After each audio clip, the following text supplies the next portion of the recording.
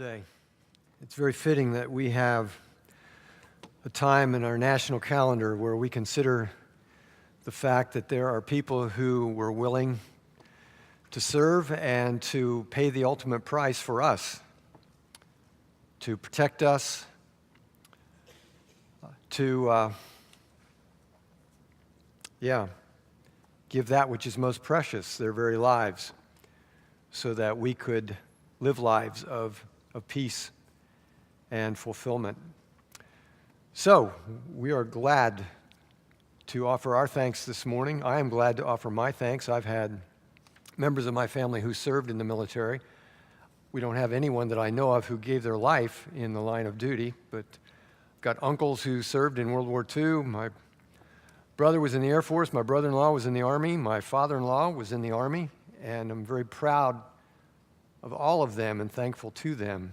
And so I want to extend those thanks to you on my behalf and on behalf of Parkside, to those of you who are presently serving in the military, have served in the military. Maybe you have family who have served or are serving in the military. And maybe you have a loved one who has given his or her life in service to us in the line of duty.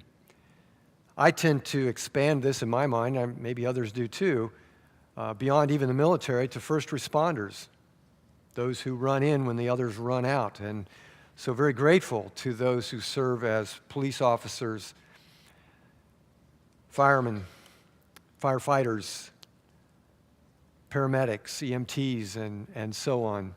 So if you fit any of those categories that I just listed, would you stand this morning? Just stand so that we can see you, thank you, honor you and your family members this morning.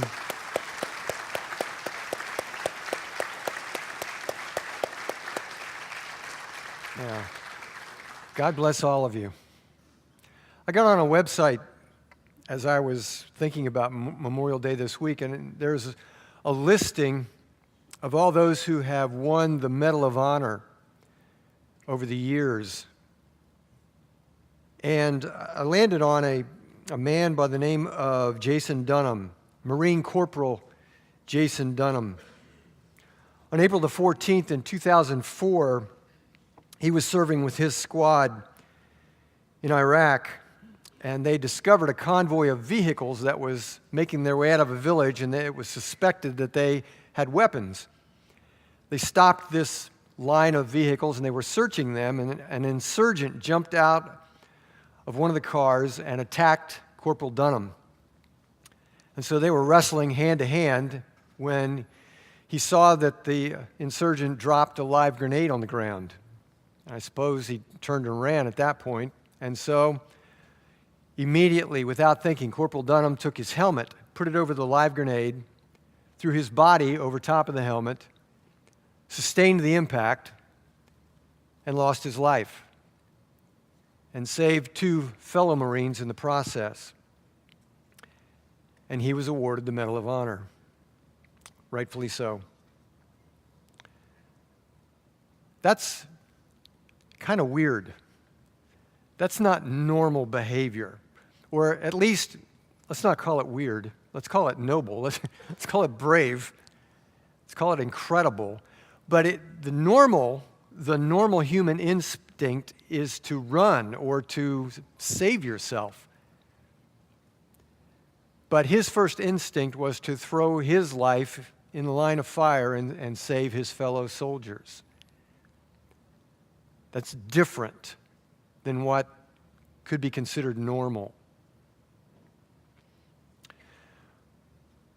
Well, Jesus was one who, day after day in the course of his ministry, delivered people from all kinds of situations, some of which could have taken their lives, as they cried out to him for help.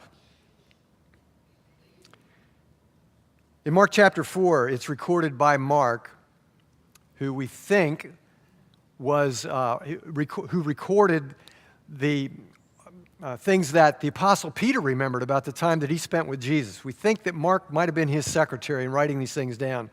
So in the 4th chapter of that narrative of Jesus' life, It describes a day when Jesus, the crowds were so bad that he had to get in a boat out on the Sea of Galilee, or he would have been swamped by the people wanting to be around him. So he's out in a boat and he's teaching, and they decide to move to the other side of the Sea of Galilee. And in the midst of that, this giant storm comes up. And quickly, it seems, Jesus fell asleep. He was asleep in the back of the boat, the stern of the boat. He was laying on a cushion. He must have been a very sound sleeper, because it says that waves were crashing in up on top of the boat. But with the daily regimen that he kept, with people just after him from dawn to dark after him, I'm sure that when he had a quiet moment to lay down on something soft, he was asleep like that. And it was a sound sleep. And so he was. And his disciples said, "We're going to drown here." And so they woke him up. "Jesus, don't you care that we're about to drown in this storm?" And Jesus got up, and he almost seems annoyed to me as he responds in the way that he does. He talks to the storm. He rebukes the storm. He says, "Be quiet, be still, knock it off, stop." And immediately, the winds calm down and the storm subsides. And he turns to his disciples and he says, "Really, have you been around me this long and you don't understand that when you're with me, you don't have to fear? Where's your faith?" And then it says that they were terrified at this one who was able to control a storm. Who is this that can do such a thing as this? When I was in college in early 70s down in Joplin, Missouri, there was a storm that came up very quickly. We were in the dining hall there on the campus, and it was a 2-story building, and the whole front of the building was made of glass. So we were eating our lunch, and the sky got dark, and a wind came through, and there were giant trees out in front of the dining hall. And as that wind came through, later they described it as a cyclonic wind, not a tornado, but a cyclonic wind. We were watching, the wind started blowing, and these giant trees that you couldn't get your arms around started going over like they were twigs. That was the most unnerving thing I've ever seen in my life, and felt quite helpless as I sat there under a table there in the dining hall watching that happen. We were all under the tables. Boom, immediately, that's where we went, to the floor. Well, that's how the disciples were feeling. Here's a picture. That's a painting by Rembrandt of this event that Mark records. Thought I'd bring a little culture to my sermon this morning. So did this really happen? I mean, really, can somebody turn a storm off like you would turn off a light in a room? Did that really happen? Well, if Jesus is the Son of God, if he is God, as he claims to be, and as these writers say that he is, the only proof for that would be for this person to do something that only God can do. That makes sense, doesn't it? And Jesus did claim to be God in flesh, Son of God, God in the flesh. And if that wasn't the case, if he wasn't God, then I don't even have any interest in this story. I don't have any interest in the entire narrative of his life if he's not God. I mean, what does he have going for him beyond what a lot of other people have had through the centuries? If he isn't God, who cares? And imagine if the narrative read like this. The storm was ready to swamp the boat, and they woke Jesus up, and he got up and he told them to calm down and hang on and keep bailing because the storm would soon be over. And coincidentally, before long, the storm did go away, and they were all safe, and they said, "Wow, we're glad that's over with." That doesn't really do much, does it? That's not much of a documentation for a man who was supposedly the Son of God. So I think it's logical to me anyway that if Jesus is the Son of God, if he is God in the flesh, he would be able to do this. He knows where the toggle switch is. He created the wind, the waves, the earth, the universe. He made it. He knows how to control it. That would make sense if he is God. That is what you would expect of him. So what it comes down to is believe this or not. You either believe it or you don't. There are witnesses who were there. They saw it. They describe how it happened. They wrote it down. It's been transmitted to us. And so you either believe that those witnesses can be trusted or you don't. But that's the historical record. They cried out to Jesus for salvation, and he saved their lives with a miracle. Now, the thing that's really interesting about this is that as terrified as they were, as frightened as they were by the storm, it seems that they were at least as terrified or more terrified after he calmed the storm. They said, who do we have in this boat with us that can do such a thing to make a storm stop? It can be an intimidating thing to be in the presence of someone who is in fact God. They went across the lake, went to the other side of the lake, and landed. And they were in a region, a Gentile region of this locale. And I've already preached a sermon about the Gerasene demoniac. You can go back to April the 7th of this year, April the 7th, watch your story. You can go to Parkside's YouTube channel. And you can, I have a very complete explanation of this account. So I'm not going to do that again this morning. Go back, April the 7th. You can look it up and listen to it if you want a refresher. But there was a man there who was demon-possessed. Actually was possessed by a number of demons. The text describes it as a legion of demons. That's a lot of demons that were in this man's life, in his mind. And he terrorized the area there and roamed the hills. And it says that they would try to chain him up. They weren't strong enough to subdue him. Night and day, he would move among the tombs and he would cry out. Now, who was crying out here? Was it the demons who were crying out, or was it this man who was crying out for help in desperation because he was so tormented by this? I think it was the man himself who was crying out for help. Well, Jesus came, and the man came running up to Jesus. Jesus cast all of these demons out of the man. The demons went into a herd of pigs. 2,000 pigs ran down into the sea, over a cliff into the sea, were drowned. Very dramatic. The pig farmers went into town, told everybody what had happened. Town comes rushing out, and they see the man who, everybody knew who this demoniac man was. And here he is sitting there, clothed in his right mind.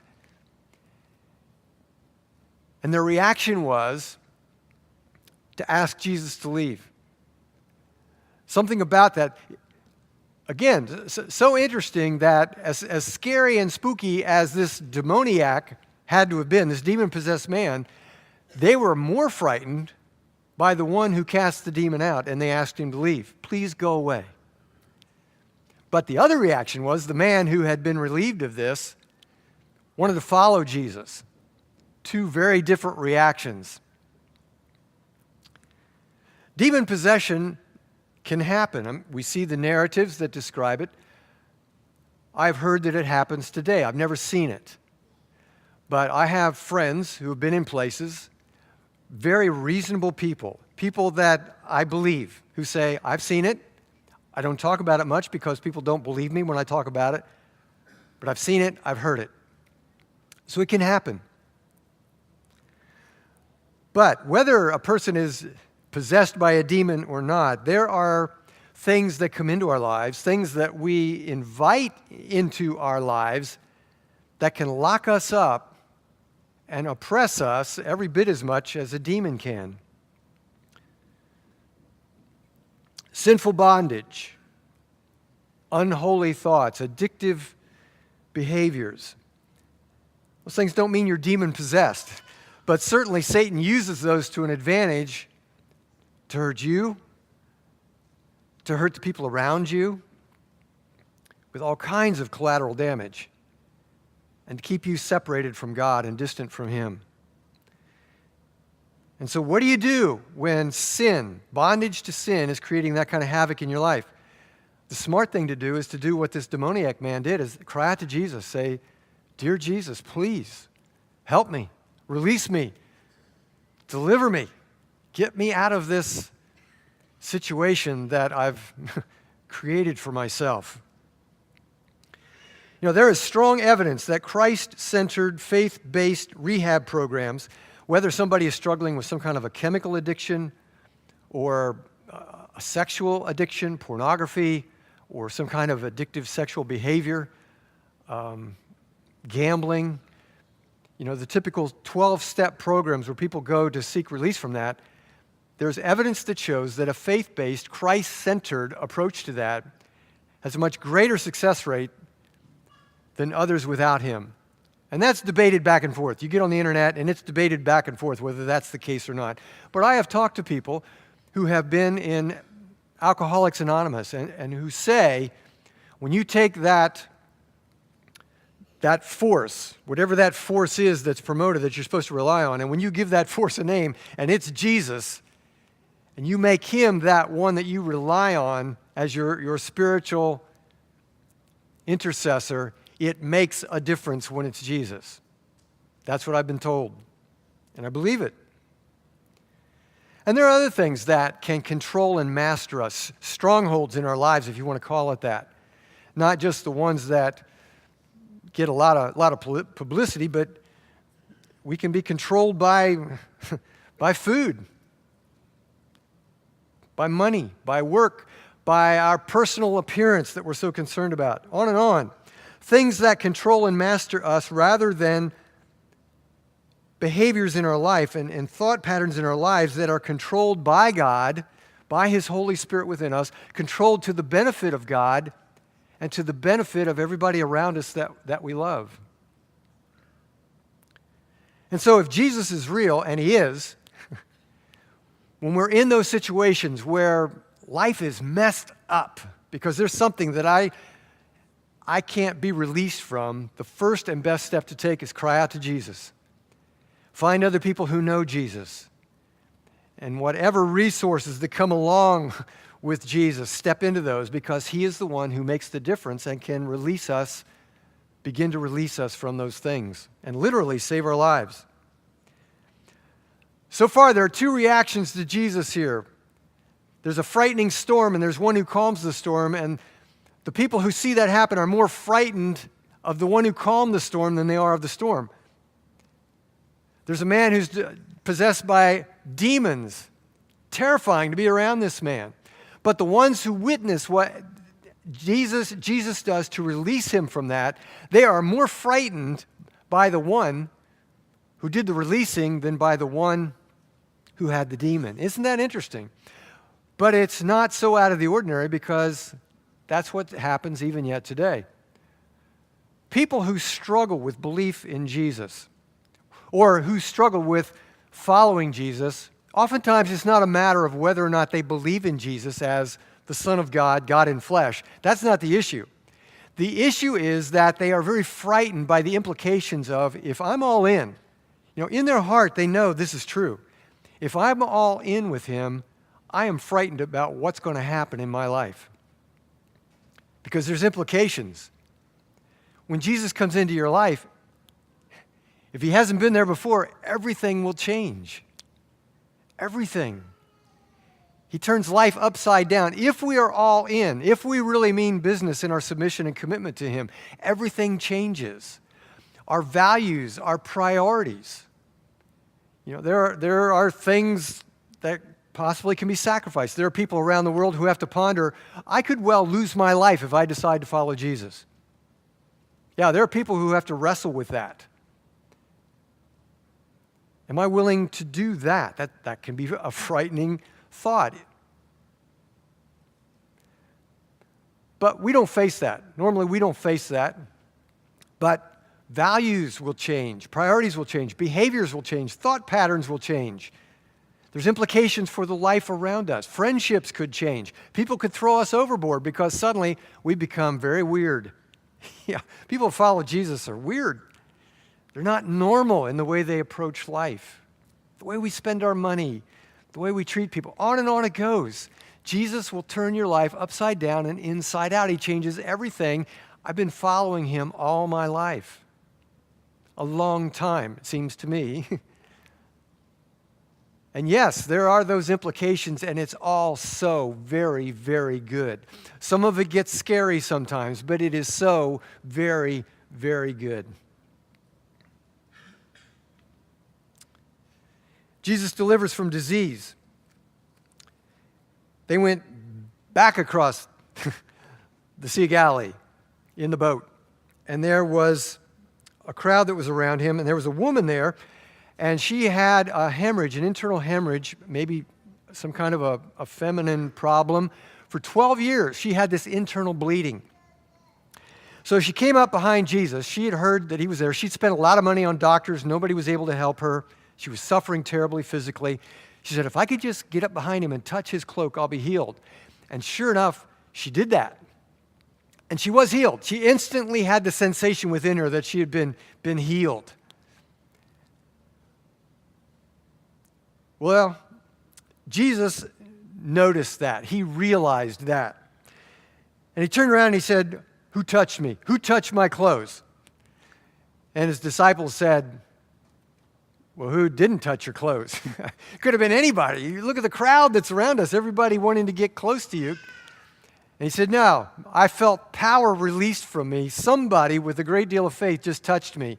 And it was this woman. So why would she have to have been so sneaky about this?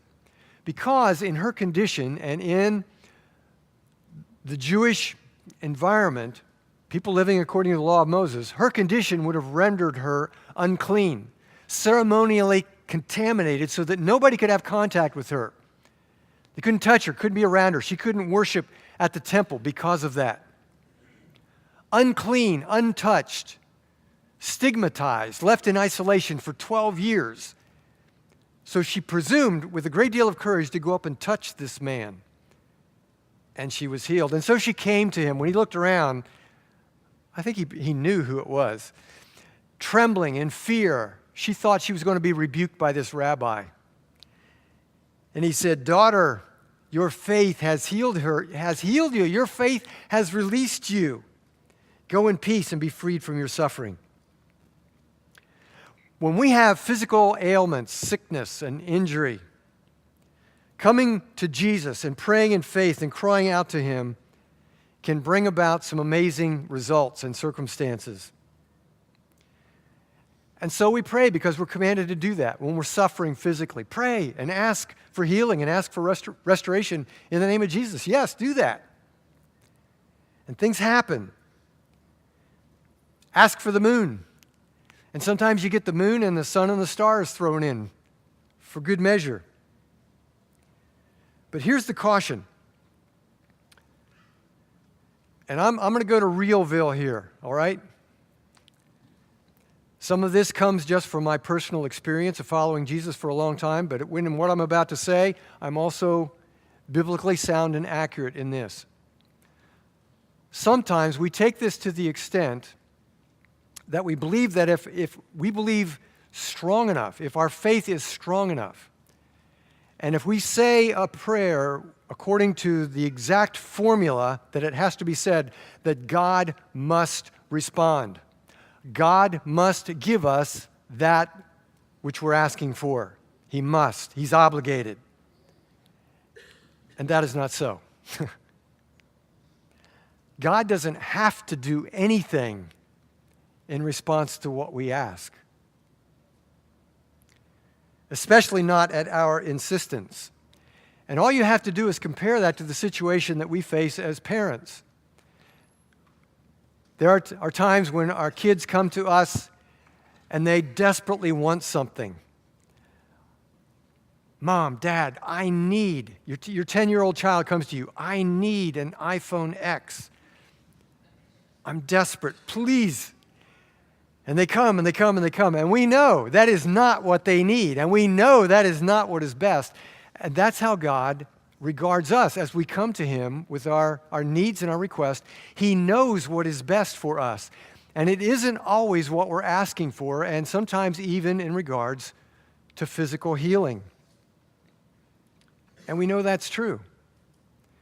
There have been times, and there's one time in particular that I think about, and it's too personal for me to even get into the details of it, when I came to God and I was desperate for a very specific answer to my prayer. And I prayed in full faith because I couldn't see how this would not be something that God would want for me and my family. And I prayed and I prayed and I begged. And I was on my knees and I fasted and I got down on my face on occasion and I prayed. And the exact opposite thing happened. What do you do with that? I was confused. I was very confused. It wasn't because I had a lack of faith. I was shocked when my request wasn't granted. And it also wasn't the indifference of God. Now, at the moment, I wondered about that. But I've come to realize that God had a better, longer-range answer to that prayer. And He did come through. But it took me some time to realize that. Ask for a miracle. And sometimes the miracle comes. Now, I think we have to be accurate in what we call a miracle. So when we call something a miracle, let's make sure it matches up with what is described as a miracle that we read about in the life of Jesus. Don't dilute a miracle or what a miracle is.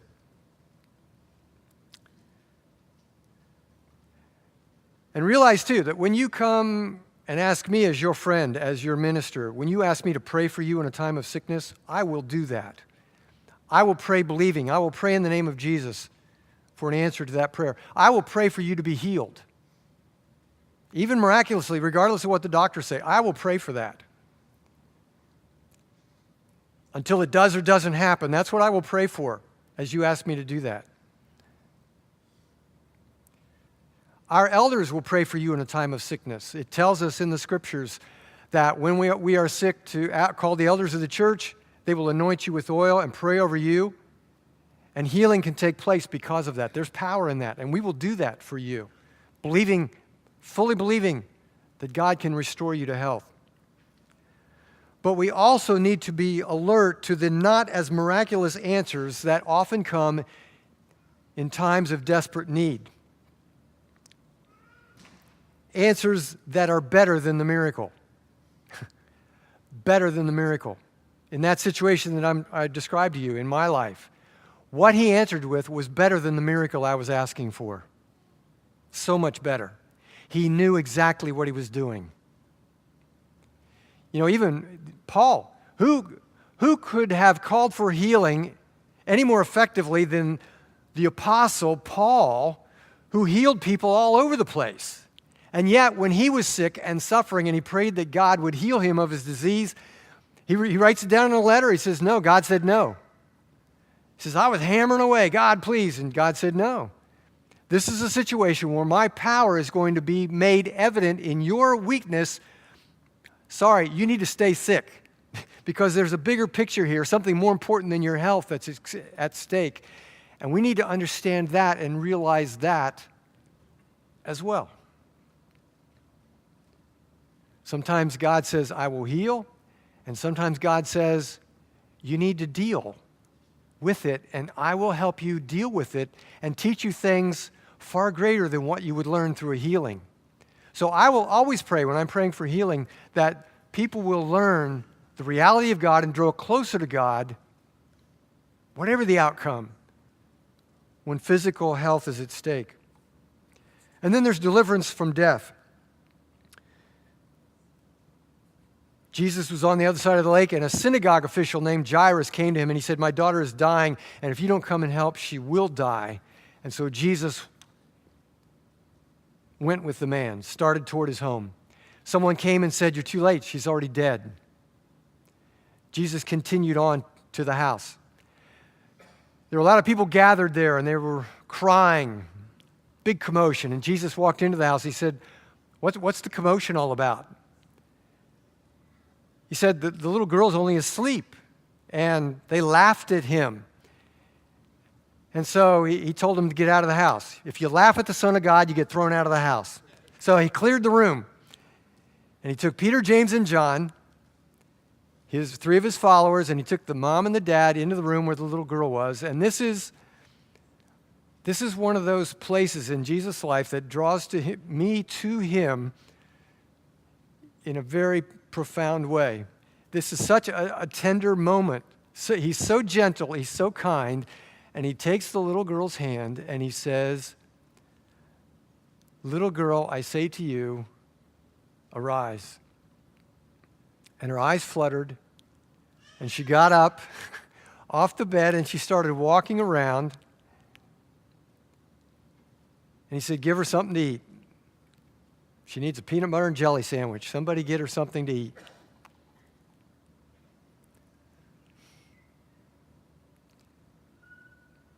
I can't imagine the joy and the disbelief of these parents when that happened. Jesus stepped in and did something only God can do. He reversed the irreversible. He brought a little girl back to life. Of all the storms of life that come, death is one of the biggest. It's stunning. It can be heartbreaking, especially when you get advance notice from a doctor that it's coming, that it's imminent, and you're not ready to say goodbye, and it makes you so sad. And for some people, it's quite frightening, the prospect of death. And that's when we need to hear the words of Jesus, what he said to those parents. He said, "Don't be afraid, but have faith. Don't be afraid, just believe in me, even when you come face to face with the scariness of death, because I will deliver you." There's a big difference in the demeanor of a person who's facing death. There's a big difference between somebody who knows Jesus and somebody who doesn't. Back in the early or middle to late 18th century, when Charles and John Wesley were just beginning the movement in England known as the Methodist movement, there was a physician that came to Charles Wesley, and he noted this. He said he had watched a number of Methodists die, and he said they died triumphantly. He said, "Most people die for fear of dying, but I have never met people such as yours. They are none of them afraid of death, but they are calm and patient and resigned to the last." And his brother John Wesley replied, and he said, "Our people die well. Our people die well."